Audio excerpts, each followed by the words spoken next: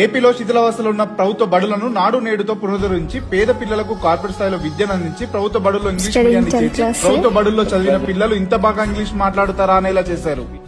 దేశంలోనే తొలిసారిగా ప్రభుత్వం అందించే సంక్షేమ పథకాల్లో అవినీతి అనే దానికే చోటు లేకుండా ప్రతి రూపాయి ప్రజలకు ఖర్చు చేయాలని నేరుగా వారి ఖాతాలో డీబీటీ ద్వారా నగదును జమ చేశారు.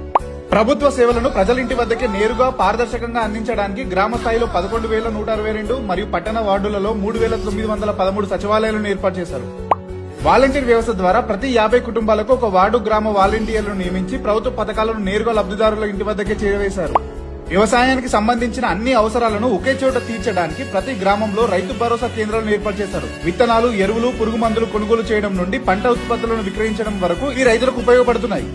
గ్రామీణ ప్రాంత ప్రజల ఆరోగ్య సంరక్షణ కోసం విలేజ్ క్లినిక్లు మరియు కుటుంబ వైద్యుడి విధానాన్ని ప్రవేశపెట్టారు. ఏపీఎస్ఆర్టీసీని ప్రభుత్వంలో విలీనం చేశారు. మహిళలు మరియు పిల్లల భద్రత కోసం లైంగిక నేరాలకు పాల్పడిన వారికి సత్వర న్యాయం అందించే లక్ష్యంతో దిశ చట్టాన్ని తీసుకొచ్చారు. ఇప్పుడు దీనిని కూటమి ప్రభుత్వం కూడా కంటిన్యూ చేస్తుంది. ప్రభుత్వ ప్రాజెక్టులలో అవినీతి అరికట్టడానికి, ఖర్చులను తగ్గించడానికి రివర్స్ టెండరింగ్ విధానాన్ని ప్రవేశపెట్టారు.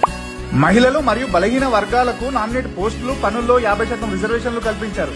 శ్రీకాకుళం జిల్లా ఉద్దానం ప్రాంతంలో దీర్ఘకాలంగా ఉన్న కిడ్నీ సమస్య బాధితులకు మెరుగైన వైద్యం అందించేందుకు 200 పడకలతో kidney research and super speciality hospital ను ఏర్పాటు చేశారు. దీంతో పాటు వైఎస్ఆర్ రైతు భరోసా, అమ్మఒడి, వైఎస్ఆర్ ఆరోగ్యశ్రీ, జలయజ్ఞం, మద్యపాన నిషేధం, వైఎస్ఆర్ ఆసరా, వైఎస్ఆర్ చేయూత, పేదలందరికీ ఇల్లు, పెన్షన్ల పెంపు, జగనన్న విద్యా దీవెన, జగనన్న వసతి దీవెన, జగనన్న విద్యా కానుక, వైఎస్ఆర్ కాపు నేస్తం, వైఎస్ఆర్ నేతన్న నేస్తం, జగనన్న తోడు, వైఎస్ఆర్ వాహన మిత్ర, వైఎస్ఆర్ మత్స్యకార భరోసా, జగనన్న గోరుముద్ద, వైఎస్ఆర్ సంపూర్ణ పోషణ ఇలా అనేక సంక్షేమ పథకాలను కేవలం 3 ఏళ్ల పాలనలో జగన్ చేశారు.